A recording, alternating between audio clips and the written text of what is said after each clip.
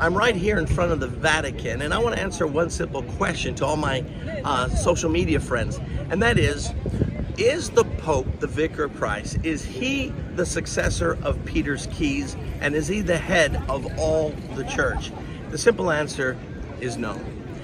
In order for that to be true, there's several things that have to be proven. Number one, that in Scripture, Jesus clearly gave only one man the keys of the kingdom with the authority to bind and loose.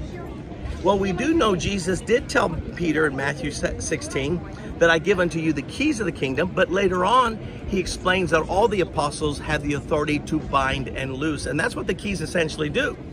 So it wasn't given to just Peter, it was given to all the apostles to be leaders of the church.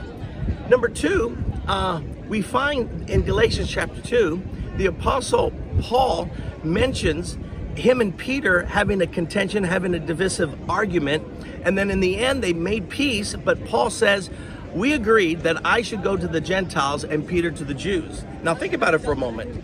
If Peter was the head of all the Christians, why is he going to the Jews and Paul going to the Gentiles? You already see there's a division of authority and responsibility. There's another thing that's important.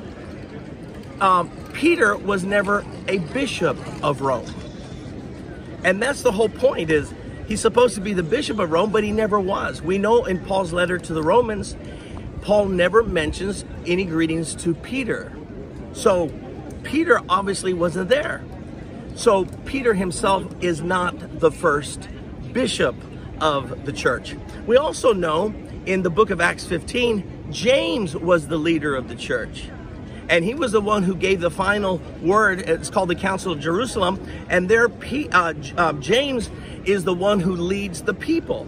So we find a lot of problems on claiming that Peter was the first pope. And so for me as a Christian, I accept the Pope as the Bishop of Rome, but not intended to be the leader of all Christians. We don't find that in early Christian tradition. Only till later on do we see that claim being made. So, in answer to the question, no, Peter was not the first pope, and the Pope of Rome is not the head of all Christians.